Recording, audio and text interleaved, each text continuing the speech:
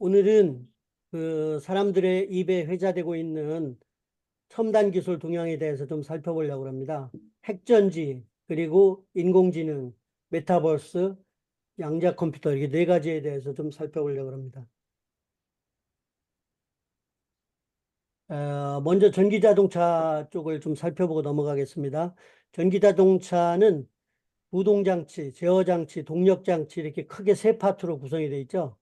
그중에 구동장치는 전기 모터와 감속기로 구성이 되고요. 이 기술은 거의 지금 완성 단계에 도달했습니다. 두 번째 제어장치인데요. 보통 지금 나와 있는 전기 자동차는 앞축이나 뒤축에 모터가 하나씩 연결이 돼 있어요. 그래서 하나만 연결되면 이륜구동, 두 개가 연결되면 사륜구동이 되거든요. 그런데 궁극적인 목표는 뭐냐면 각 바퀴마다 모터가 하나씩 장착이 되는 그런 인윌 모터 시스템을 추구하고 있어요. 그렇게 되면 네 바퀴의 회전 속도와 토크를 컴퓨터가 정밀하게 제어를 해줘야 돼요. 예를 들면 코너링을 할 적에 안쪽에 있는 바퀴와 바깥쪽에 있는 바퀴의 속도를 잘못 조정하면 자동차가 전복되거나 불안정해질 수 있습니다. 그래서 이 기술은 앞으로 조금 더 발전이 되고 또 앞으로 이제 전기 자동차들 구매하시게 되면 네 바퀴마다 다 모터가 달려있는 그런 자동차를 구매하시게 될 겁니다. 그게 첨단 기술이에요. 그 다음에는 이제 동력 장치, 배터리입니다. 배터리는 밑에 보시는 것처럼 현재는 리튬 이온 배터리를 쓰고 있습니다. 그런데 문제가 많아요. 첫째는 제일 문제되는 게 충전 시간이 너무 길죠. 보통 충전하려고 그러면 완속 충전으로 하면 멀게는 10시간 정도. 그리고 조금 급속으로 해도 4, 50분. 초고속 충전을 해도 18분이 걸립니다. 그래서 이 문제가 아직 해결이 안 되고 있고요. 두 번째는 주위 온도 변화에 따라서 특성이 굉장히 변동이 심해요. 이번 겨울에 보셨잖아요. 중부 내륙에서 어떤 일이 있었냐면 폭설이 오고 기온이 떨어졌는데 고속도로에서 앞서가던 차들이 멈춰버렸어요. 그러니까 도로 전체가 다 주차장으로 변해버렸죠. 근데 거기에 가솔린 자동차들은 별 문제가 없었어요. 그냥 기다리면서 히딩하면서 대기하고 있었는데 이 전기 자동차에 문제가 생겼어요. 기온이 떨어지니까 배터리 용량이 80% 이하로 뚝 떨어졌어요. 그런데다가 전기 자동차는 난방을 반드시 배터리로부터 전원을 얻어서 히딩을 해야 돼요. 그러니까 가솔린 자동차처럼 가솔린이 연소될 때 나오는 열을 실내로 끌어들여서 난방을 하는 게 아닙니다. 그러다 보니까 배터리 사용 시간이 현저하게 줄어들죠. 그래서 비상 많이 출동을 하고 911이 출동하고 헬리콥터가 출동하고 그래가지고 전기 자동차에 타고 있던 사람들을 구출하는 그런 사건이 발생했었죠.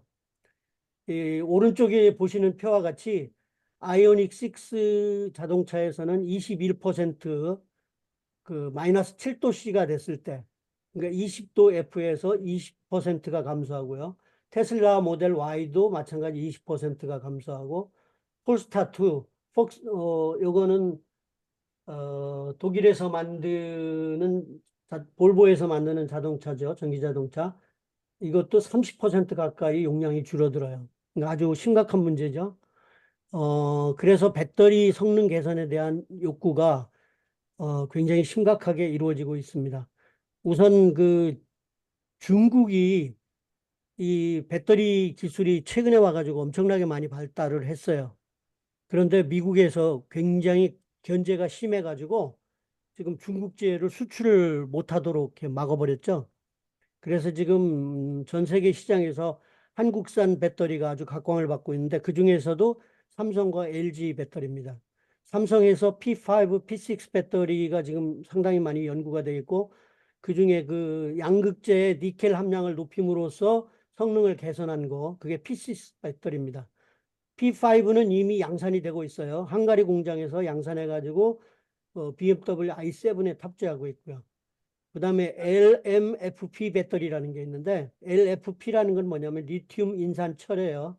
여기에 망간을 추가를 하게 되면 제조 원가를 낮출 수도 있고 배터리의 안정성과 주행 거리가 상당히 개선되는 것을 봤습니다. 그다음에 이제 지금 가장 각광을 받고 기대가 되는 거는 전고체 배터리예요. 여러분들 아시는 것처럼 배터리에 전해질이 들어가는데 그게 액체로 돼 있죠.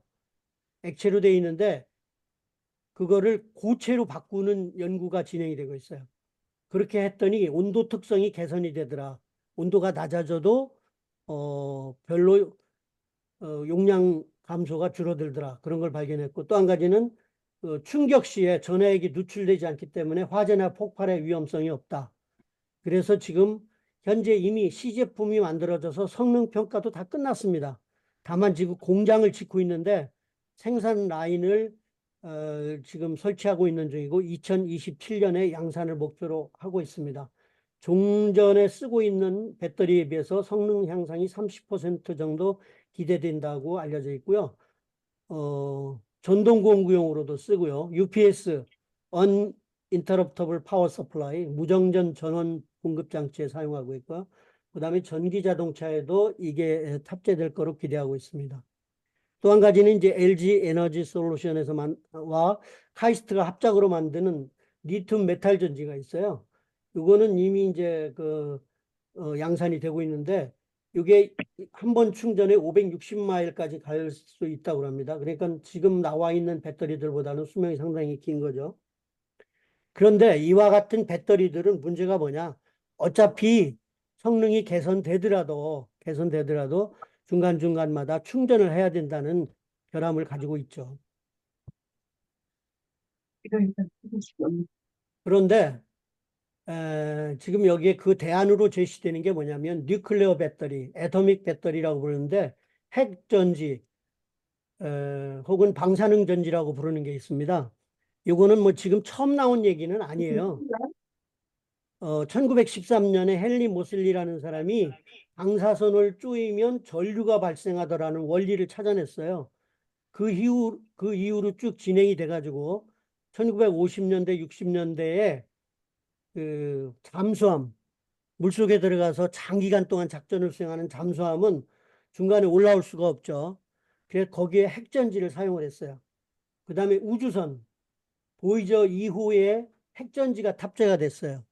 지금 맨 처음 예상하기는 과학자들이 4년 쓰면은 수명이 다할 거다고 생각해내는데 이미 지금 47년을 썼어요. 77년에 발사를 해가지고 목성, 토성 탐사를 끝내고 명왕성, 해왕선을 지나서 점점 태양계에서 멀어져 가고 있어요.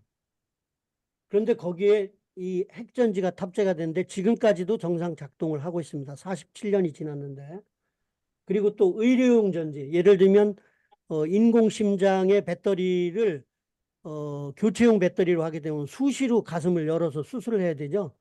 근데 이 핵전지를 집어넣게 되면 평생토록 사용해도 전지 수명이 남아있기 때문에 그런 그 장기간 사용이 필요한 전원에 이 핵전지가 사용이 됐죠. 1954년에 RCA는 이미 소형 무선 송수신기에 이 원자핵 배터리를 넣어가지고 생산을 한 적이 있다고 합니다. 이 방식은 뭐냐면 핵 폐기물, 원자력 발전소에서 나오는 폐기물들에서 그거를 활용해서 방사선 동위원수를 얻어내고 그 분열을 시켜서 거기에서 나오는 열을 가지고 전기를 생산하는 방식입니다. 근데 그게 열변환 방식이 있고 비열변환 방식이 있어요. 열변환 방식은 그 핵 분열 시에 나오는 열을 전기로 바꾸는 방식이고 비열전환 방식은 방사선이 열로 분해되기 전에 그 방사선을 쪼여서 전기를 발생시키는 방식이죠. 이런 배터리들은 대충전이 필요가 없죠. 한 번만 만들면 수명이 수십 년 혹은 수백 년 가기 때문에 앞으로 우리가 타는 자동차들은 이 핵전지가 탑재된 자동차를 타게 될 것입니다. 그 자동차는 한 번 사면 우리가 돌아가실 때까지 타도 배터리가 남아있는 그런 차가 되지 않을까 그런 생각을 해보게 됩니다. 그래서 이 핵전지를 한번 기대해 볼 만하고요. 두 번째는 이제 인공지능입니다. 인공지능 이야기가 수도 없이 많이 나오죠. 그리고 도처에 지금 인공지능이 이미 탑재가 되고 작용을 하고 있죠. 인공지능이라는 것은 뭐냐? 쉽게 말하면 컴퓨터를 이용해서 인간의 두뇌의 기능을 모방해 보려고 하는 거예요. 그러니까 컴퓨터 기술이 발달되다 보니까 두뇌가 하고 있는 일, 즉 정보를 받아들이고 그거를 분석하고 비교하고 판단하고 결정을 내리고 하는 그런 기능들을 컴퓨터가 해보게 할 수는 없겠냐라는 것이 인공지능입니다. 주로 인공지능이 담당하는 분야는 굉장히 큰 데이터, 빅데이터죠. 그러니까 한두 가지의 그런 데이터는 우리가 받아들여서 빨리빨리 분석하고 비교하고 판단할 수 있지만 어마어마하게 큰 데이터들은 인간의 지능으로 하기가 힘들죠. 이런 때 이 컴퓨터 기능을 이용해 보겠다는 겁니다. 그리고 여기에 적용되는 그 기술 분야는 컴퓨터공학, 데이터 분석 및 통계학, 하드웨어 및 소프트웨어 엔지니어링, 언어학, 신경과학, 심지어는 철학과 심리학까지도 포함하는 굉장히 광범위한 분야의 학문이다. 그런 얘기고요. 인공지능은 인간의 학습 능력, 추론 능력, 지각 능력을 인공적으로 구현하려는 컴퓨터 과학의 세부 분야입니다. 약 인공지능과 강 인공지능이 있는데 이미 약 인공지능의 시대는 이미 지나갔다고 보여져요. 기능별로 보면은 이렇게 크게 네 단계로 구분을 합니다. 반응형 머신, 제한된 메모리, 마음이론, 자기인식. 반응형 머신 시대는 이미 지나갔어요. 그리고 지금 많이 쓰이고도 있어요. 이거는 뭐냐면 사전에 프로그래밍과 알고리즘을 집어넣어 가지고 데이터가 들어오면 예정된 그 수순에 따라서 데이터를 처리하고 결과를 얻어내는 그런 방식이고요. 이 반응형 머신, 리액티브 머신은 학습 능력이 없어요. 메모리도 없고요. 이거는 언제 쓰였느냐? 그 체스 챔피언을 카스파로프라는 그 사람이 있었는데 그 사람을 IBM의 딥블루라는 반응형 머신이 이겼어요. 그 다음에 TV 게임 그 제퍼디라는 프로그램 있잖아요. 거기에 나와가지고 우승을 차지한 왓슨이라는 컴퓨터. 이것도 인공지능으로 분류가 되죠. 그 이후에 나오는 이제 제한된 메모리라는 건 뭐냐면 메모리가 탑재가 돼서 학습 능력이 있습니다. 그러니까 처음에 만들 때보다 시간이 경과함에 따라서 점점 지능 지수가 높아지는 그런 인공지능입니다. 이미 그 바둑 왕을 이겨낸 구글의 알파고 이게 이제 그 리미티드 메모리 단계까지 와 있죠. 마음 이론이나 자기 인식 단계는 아직 우리가 못 가 있어요. 거기까지 못 가 있는데 지금 이미 흉내는 내고 있습니다. 예를 들면 컴퓨터가 인공지능이 사람의 감정을 읽어내고 그 감정에 반응하도록 하겠다는 이론이거든요. 이거는 굉장히 위험한 발상입니다. 일본에서 그거를 만들어 가지고 세계 과학자들로부터 많은 비난을 얻었어요. 예를 들면 말하는 사람의 감정을 읽어내 가지고 반응을 보여요. 그리고 그거를 반사적인 행동으로 나타내요. 이렇게 하게 되면 어떤 일이 생길 수 있냐면 컴퓨터가 인간의 명령에 의해서만 작용이 되고 절대 복종을 해야 되는데 인간의 감정을 읽어서 그거에 대한 반사작용을 하게 된다면 어떤 일이 벌어지냐면 인간을 공격하거나 인간에 대해서 거부하고 또는 적으로 인식해서 공격하는 행위가 이루어질 수 있어서 이거는 굉장히 위험한 발상입니다. 자기 인식도 마찬가지예요. 인공지능이 자기가 누구인지를 인식한다는 개념이거든요. 그건 굉장히 어렵죠. 예를 들면 자기 인식 단계까지 가게 되면 인간의 능력을 초월하는 인공지능이 만들어질 수 있어요. 그러면 언젠가는 인공지능이 인간을 멸망시킬 수 있는 재앙이 온다고도 예측할 수가 있는 것이죠. 3단계, 4단계는 아직 안 왔지만 과학자들은 이거에 대한 호기심을 버리지 못하고 있어요. 계속해서 연구가 진행되고 있습니다. 이거를 또 다르게 분류를 하게 되면 좁은 인공지능, 이거는 이미 이제 우리 단계를 넘어섰고요. 다 이미 지나갔어요. 그 다음에 일반 인공지능, 지금 2단계에 와 있고 열심히 개발이 진행되고 있습니다. 그 다음에 인공지능 단계가 있는데 여기에 말하자면은 인간의 지능을 우월하는 그러는 인공지능이 나올 것이다라고 예측하고 있는 거죠. 그러면 인공지능이 어디에 지금 이용되고 있을까요?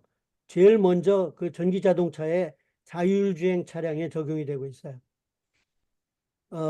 사람이 타고 목표 지점만 입력을 시켜주면은 자동차가 저절로 사람을 그곳까지 안전하게 모셔다 드리는, 그게 이제 꿈의 자동차죠.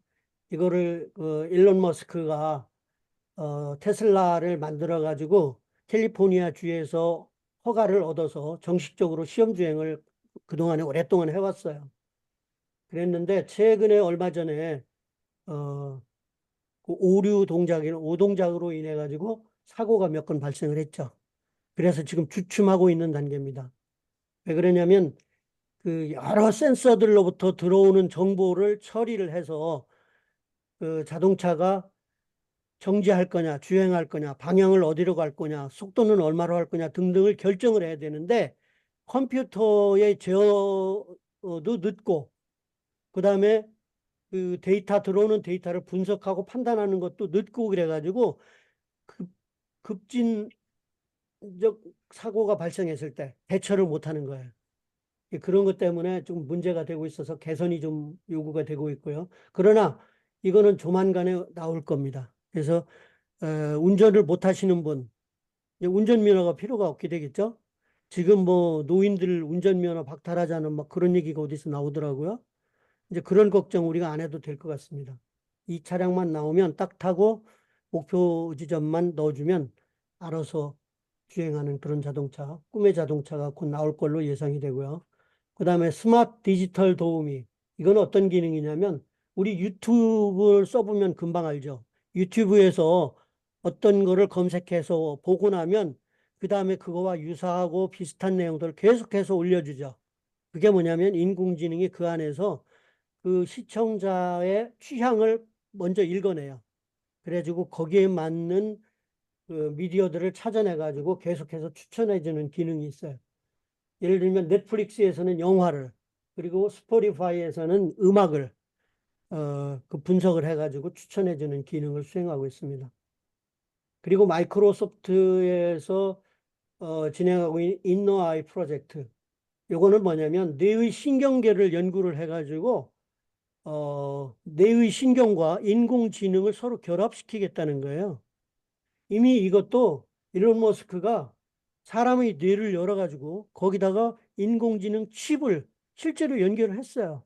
그래가지고 시험도 하고 있고요. 이거는 언제 필요하냐면, 예를 들면 대뇌에서 이상이 발생해가지고 수족을 사용하지 못하는 그런 장애인들, 그런 사람들을 컨트롤하는 데 사용할 거다. 그런 얘기고요. 그다음에 신경학적 질병을 미리 진단하고 치료하는데도 획기적으로 쓰일 것이다. 그런 겁니다. 그다음에 이제 내비게이션. 내비게이션은 뭐 우리 스마트폰에서 금방 뭐 쓰고 있죠. 이건 뭐냐면 길만 안내하는 단순한 기능이 아니죠. 거기에다가 도로 상태도 파악을 해서 어느 길로 가야 더 빠르다는 것도 알려주고 이 속도로 가면은 몇 시 몇 분에 도착할 거다라는 것까지도 예측을 다 해주죠. 이게 단순한 내비게이션이 아니라 상당히 수준 높은 인공지능입니다. 그 다음에 이제 음성 인식 비서가 있죠. 지금 우리 그동안에 많이 써왔었어요. 그 안드로이드 폰에서 쓰는 빅스비, 그 다음에 애플에서 쓰는 시리, 구글에서 쓰는 어시스턴트, 마이크로소프트의 코파일럿, 아마존에서 사용하는 알렉사, 이런 것들이 전부 사람의 음성을 인식하고 반응하는 그런 인공지능입니다. 그런데 이게 그냥 그동안에는 단순한 대화형이었었어요. 내일 날씨가 뭐요? 그러고 보면 알려주고 섭씨 70도면 화씨로 몇 도야? 뭐 이런 거 물어보면 대답 잘해요. 그랬는데 그 단계를 이미 뛰어넘었습니다. 예를 들면 사무실에 이런 인공지능 비서를 하나 갖다 놓게 되면 예를 들면 컴퓨터에 앉아가지고 무슨 문서 좀 찾아줘. 요거 두 부만 프린트해줘. 이렇게 얼마든지 할 수 있어요. 예를 들어 책을 한 권을 딱 입력을 시키고 이거 A4로 5장으로 요약 좀 해줘. 순식간에 일을 처리합니다. 이런 것들이 이제 가능한 시대가 온다는 거죠. 이미 일부는 와 있고요. 그래서 오늘 이 중에서 한두 가지는 이따가 시연을 한번 보여드리려고 합니다. 그 다음에 6번 표절 찾아내기. 이거는 인공지능이 논문 심사를 해요. 일단 논문 심사 들어가기 전에 박사학위 논문 심사하려면 논문 심사하기 전에 그 논문을 일단 요 인공지능에다 집어넣어 봐요. 그러면 어디 어디가 표절됐다는 게 쫙 떠요. 표로. 어디 어디서 어디까지는 어떤 논문에서 내용이 똑같고 어디서부터 어디까지는 어떤 기술 보고서에 있는 내용과 유사하고 뭐 이런 게 쭉 떠가지고 벌써 거기서 탈락이 되는 거예요. 그래서 그 여기 그 A&M 그 대학이 상당히 유명하잖아요. 텍사스에. 여기에 박사학위 하고 있는 분들, 거기에 교수님들하고 얘기를 해보니까 요즘 논문 쓰기 정말 어렵대요. 이것 때문에. 그다음에 이제 생성형 AI죠. 챗GPT입니다. 챗GPT가 한 3년 전에 나왔죠. 그게 나오고 나서 세상이 획기적으로 변해버렸어요. 제일 최초로 만든 거는 마이크로소프트사에서 지원을 받아가지고 오픈 AI가 만든 챗GPT 3.5였었죠. 지금 이제 4.0까지 나왔어요. 이거는 대화형, 생성형 챗봇입니다. 그러니까 대화를 하는데 그냥 간단한 대화가 아니에요. 굉장히 그 문장을 구사할 수 있는 어마어마한 문장을 구상할 수 있는 그런 생성형 학습기예요. 근데 처음에 나온 거는 그것도 기능은 성능이 좋지만은 그러나 지금 4.0에 비하면 뭐 아무것도 아니에요. 근데 이게 4.0은 이게 유료 프로그램으로 전환이 돼가지고 월 사용료가 20불씩이더라고요. 근데 이제 이거를 꼭 필요로 하는 분들, 예를 들면 뭐 신문 기사를 써야 된다든지, 뭐 소설을 써야 된다든지, 방송국의 드라마 각본을 쓰는 어떤 작가라든지 뭐 이런 사람들은 엄청나게 필요할 것 같아요. 또 작곡하는 사람들도 필요해요. 작곡하는 사람들은 콧노래만 불러도 얘가 알아듣고 그걸 악보로 싹싹 바꿔주니까요. 그래서 이 챗GPT 4.0 버전은 상당히 좋을 것 같습니다. 그 다음에 이제 구글에서 그챗 GPT가 마이크로소프트사로부터 나오면서 구글이 뒤통수를 맞았어요. 왜 그러냐면 이런 소프트웨어 분야에서 구글이 항상 앞서갔거든요. 하드웨어 쪽은 마이크로소프트에 뒤졌지만 소프트웨어는 절대 뒤지지 않는다는 게 구글의 방침이었었는데 여기서 한 대 얻어맞은 거예요. 그래서 부랴부랴 내놓은 것이 구글 바드입니다. 람다라는 프로그램을 이용해 가지고 바드를 만들었는데 요거하고 챗 GPT하고는 좀 달라요. 챗 GPT는 굉장히 광범위한 데이터를 집어넣어 가지고 학습을 시켰어요. 무려 2년에 걸쳐서. 그 전문가들이 여기에 수백 명이 달라붙어 가지고 학습을 시켰거든요. 그랬는데 바드는 학습시킨 게 아니에요. 그 지금 그 구글 웹사이트에 올라와 있는 그런 모든 자료를 탐색을 해가지고 그것들에서 정보를 가지고 와서 이런 정보가 있다고 알려줘요. 그러니까 챗GPT하고 바드하고는 상당히 많이 다르죠. 어떻게 보면 바드가 조금 뒤처졌다고 볼 수 있어요. 왜 그러냐면 바드는 그 내용을 요약할지를 몰라요. 이런 자료도 있다, 이런 자료도 있다 하고 그 검색하는 사람에게 막 자료만 갖다 알려주지 그거를 요약을 해서 일목요연하게 알려주는 기능이 없어요. 그 다음에 마이크로소프트의 빙이라는 그 웹브라우저가 있는데요. 이 웹브라우저에 그 인공지능 기능을 넣었어요. 그래가지고 검색을 하면 이렇게 구글 바드와 같은 유사한 그런 그 답변을 보여줍니다.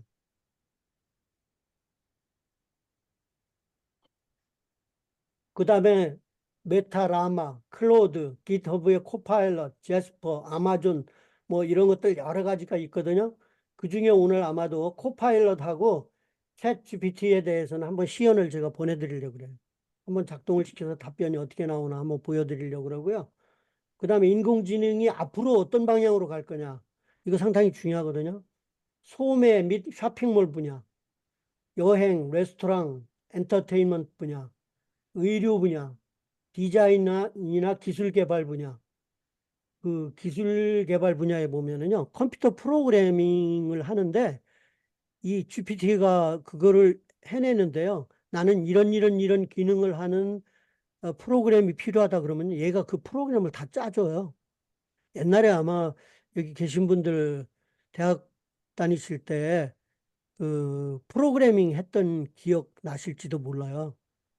예, 포트란 프로그래밍이라고 그래가지고 이렇게 언어로 써가지고 그거 키펀쳐에다가 뻥뻥 찍어가지고 넣어가지고 컴퓨터 돌려보고 아마 그런 거 기억 나실 수도 있어요. 저도 대학 다닐 때 그런 거 해봤는데.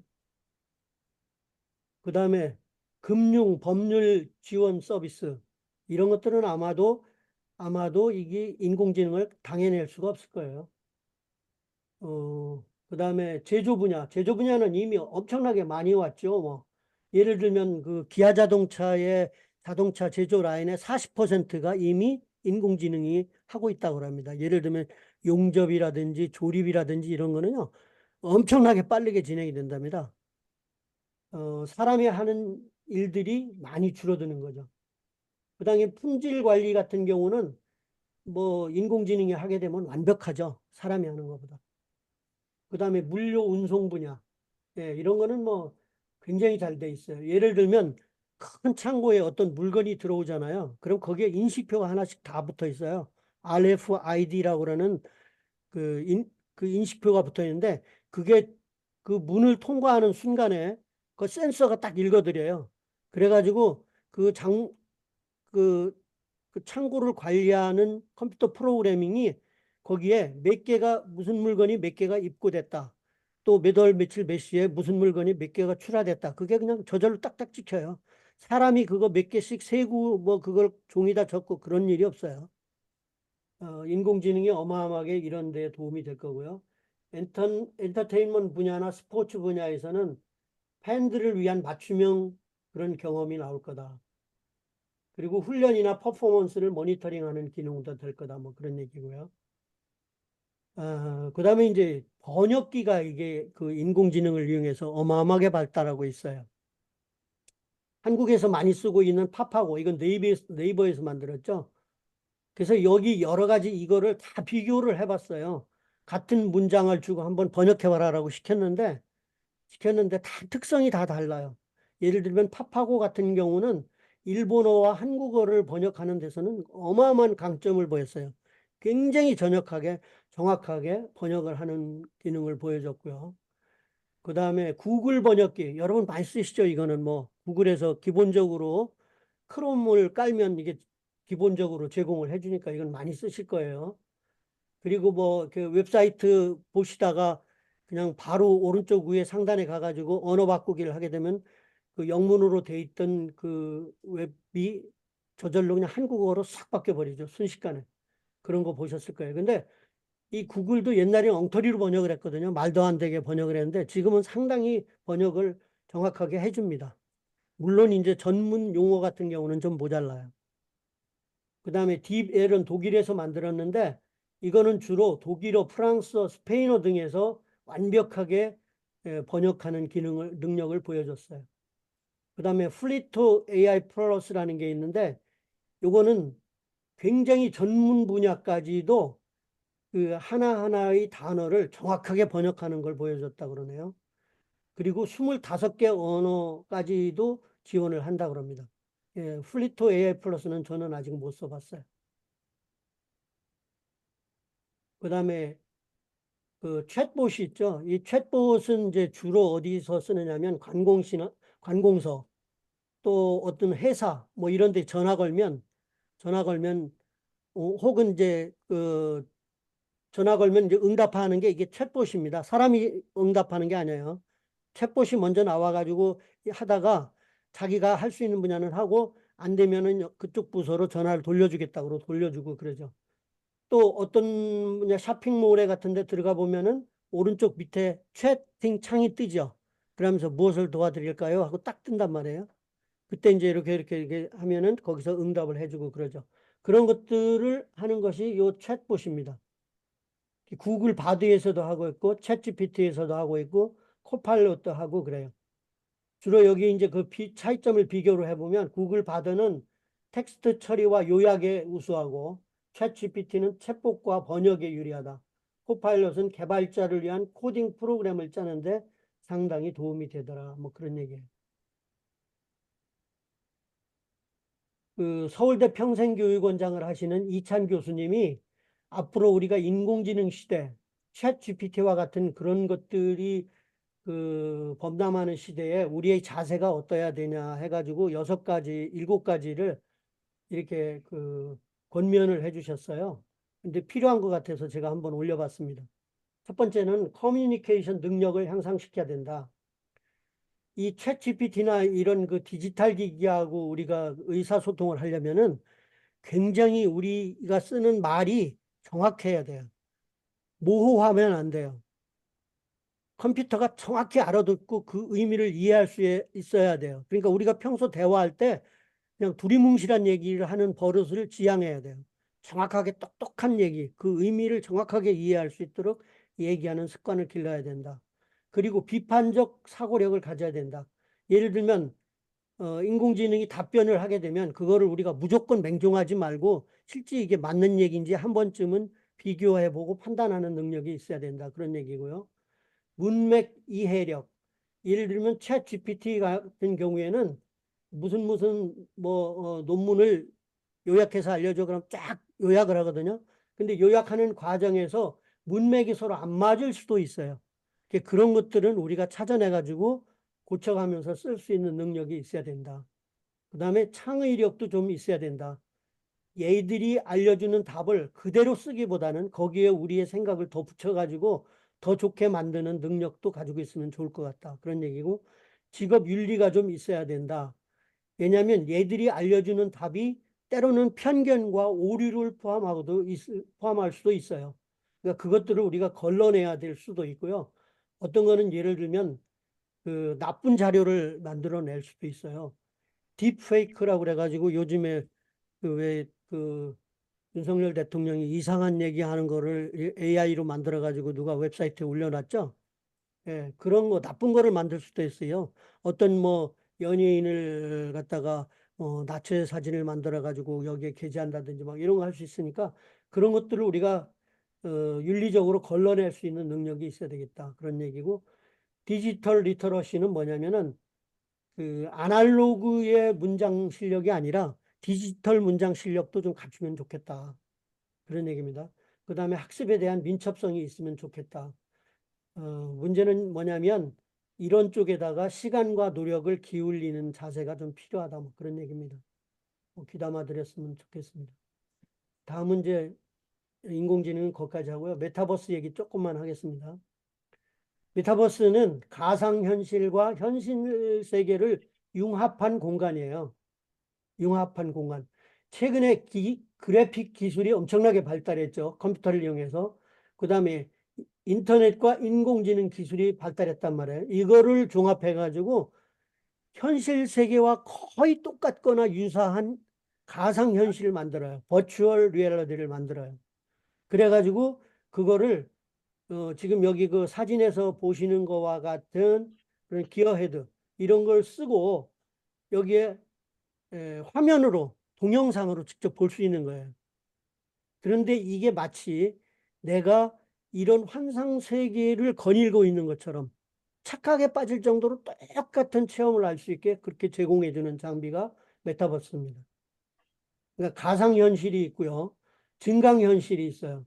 이거는 가상현실에다가 어떤 객체를 더 집어넣어요. 예를 들면 내가 그 안에 뛰어들어가 가지고 내가 직접 체험하고 내가 아는 사람을 그 안에 등장시켜서 그 사람과 내가 대결을 할 수도 있고 대화를 할 수도 있고 그렇게도 만드는 게 증강현실이에요.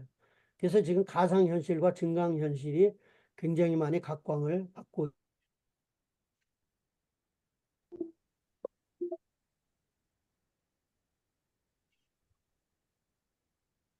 말소리 들리시죠? 네, 예. 알겠습니다. 메타버스를 어느 곳에 활용하고 있는가 한번 살펴볼까요?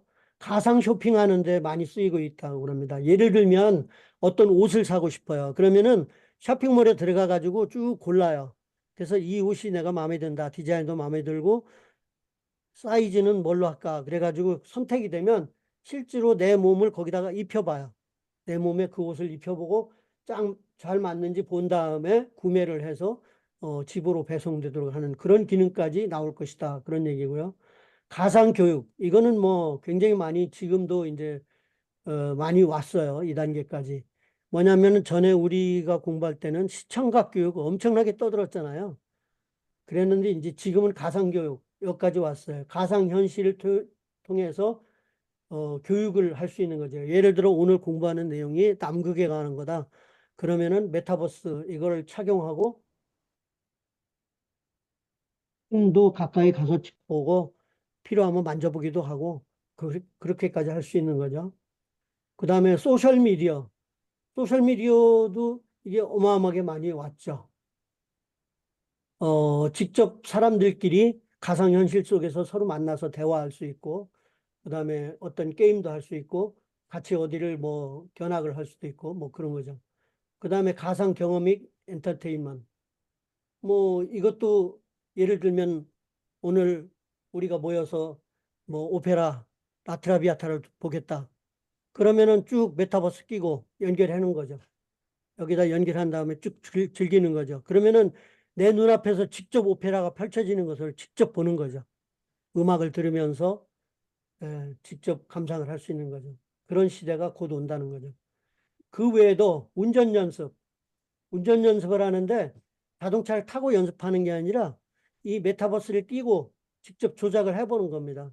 그러면은 직접 자동차를 타고 자기가 운전대를 잡고 조종하는 것 같은 걸 똑같이 가상현실에서 체험을 하는 거예요. 조종사 훈련하는 것도 마찬가지예요. 직접 비행기 타는 게 아니라 가상현실에서 비행 연습을 하고 전투훈련도 마찬가지예요. 총알이 날라오는 현장에서 직접 전투훈련을 하는 게 아니라 가상현실 속에서 자기가 그 전투 상황 속에 들어가 있는 것처럼 가상현실을 통해서 체험을 하는 거죠. 그 다음에 미지세계의 여행, 그 다음에 재활치료. 재활치료는 앞에서 말씀드렸죠. 예를 들면 어떤 장애인을 치료하는데 그 메타버스를 이용해 가지고 가상현실을 보여주고 자기가 거기에 들어가 가지고 직접 체험하는 것처럼 해서 장애를 극복해내는 그런 과정들. 이런 것들이 일부는 지금 벌써 많이 진행된 쪽도 있고, 조만간에 이게 거의 또 실현될 단계에 와 있는 것도 있고 그렇습니다. 최근에 한국에서 삼성전자가 대박을 하나 터뜨렸죠. 삼성의 갤럭시 S24를 내놨어요. 이게 바로 인공지능 스마트폰입니다. AI 스마트폰이에요. 그러면은 그냥 그 스마트폰 가지고 기존에 있는 거에다가 인공지능 소프트웨어만 깔았느냐? 아니에요. 거기에 그 하드웨어 칩을 집어넣었어요. 그래가지고 실제로 인공지능 기능, 그러니까 어마어마한 큰 기능은 아니고 간단한 몇 가지 기능을 할 수 있도록 만들었어요. 그동안에 애플폰이 계속 선두주자로 앞서가다가 이 인공지능 스마트폰 때문에 삼성한테 한 방 먹었죠. 근데 거기에 보면 주요한 특징이 이런 게 있어요. 서클 투 서치, 실시간 통역, 노트 어시스트, 포토 어시스트 이런 기능들이 있어요. 나머지 뭐 프로세서 개선, 뭐 발열 문제 이런 것들은 그냥 단순히 그 스마트폰 기능이 향상되라는 거 됐다는 거고요. 자, 서클 투 서치는 뭐냐? 카메라 기능으로 어떤 광경을 포착을 해요. 근데 그 안에 있는 사물 중에서 내가 궁금해하는 것이 있다 그러면 손가락으로 서클을 그리면 그거에 대한 정보를 쫙 찾아가지고 바로 띄워줘요. 당신이 찾는 요거는 이런 물건이고 이런 겁니다 하고 쫙 알려줘요. 굉장히 빨리 그 사물을 판단하고 정보를 얻어낼 수 있죠. 실시간 통역은 이건 참 대단한 기능이에요. 대단한 기능이에요. 무려 13개의 언어로 동시 통역을 하거든요. 예를 들면 상대방이 무슨 말을 하든 나는 한국어로 들을 수 있어요. 일본어를 하든 독일어를 하든 프랑스어를 하든 영어를 하든 상관없이 나는 한국어로 들을 수 있어요. 그리고 내가 한국어로 말하는데 상대방이 원하는 걸 선택하면 돼요. 상대방은 프랑스어를 듣고 싶다. 프랑스어를 선택하면 되고. 근데 이게 실험을 통과를 했는데 엄청나게 정확하게 잘 번역을 해요. 거의 완벽하게. 그래서 이 실시간 통역 이거는 아주 삼성이 굉장히 앞당긴 것 같아요. 이 스마트폰이 아니고 그냥 실시간 통역길에서 제품화 시킨 것들도 나오고 있거든요. 근데 그것들보다 오히려 그 평가 내용을 보면 더 좋다고 나와 있어요. 노트 어시스트 같은 경우는 뭐냐면 제 스마트폰에 노트 기능이 있거든요. 그래서 제가 이제 어디 가가지고 얘기하다가 이제 노트를 쭉쭉쭉쭉 하고 그러는데 회의 같은 데 하든지 교회에서 회의를 해도 제가 그 노트에다가 직접 펜을 꺼내가지고 막 써요. 그러면은 얘가 그거를 어떤 템플릿을 만들어가지고 요약을 딱 해줘요. 필요하면 표를 만들고, 문장의 형식을 만들고 해가지고 무슨 내용이 들어왔다는 걸 쫙 하고 어떤 때는 그거를 그 메모리에다가 분류를 해가지고 저장을 하기도 해요. 포토 어시스트는 뭐냐면 사진을 찍으면 생성 편집이라는 기능이 있어가지고요. 그 사진을 자기가 알아서 편집을 해요. 이렇게 하면 작품성이 더 좋고 이렇게 하는 게 좋겠다 그래가지고 그리고 심지어는 우리가 찍으면서 실수한 부분들도 다 개선을 해주고요. 재구성, 또 필요 없는 부분은 지우기도 하고 또 리마스터링, 이건 뭐 이거 작품을 만드는 거예요. 사진 작가가 지금 작품을 만들어내는 거예요. 그렇게 할 수도 있고. 챗 어시스트, 이거는 뭐냐면 문자 채팅을 하는데 예를 들면 내가 몇 자만 쓰잖아요. 그럼 당신이 쓰려고 하는 내용이 이런 거지 하고 쫙 떠요. 그러면 맞으면 그냥 쫙 누르면 되고 아니면 계속 점점 더 치면 결국에는 내가 하려는 말을 얘가 알아요. 그러면 전송만 누르면 그대로 딱 날아가고. 또 외국인하고 채팅을 할 때는 내가 한국말로 했는데 상대방은 영어다. 그러면은 얘가 영어로 번역을 해서 보내줘요. 저절로. 그런 기능까지 와 있어요. 그래서 이 갤럭시 AI S24 이게 아마 지금 이제 최초의 작품이지만 앞으로 더 좋은 기능이 나올 걸로 보고 있고요.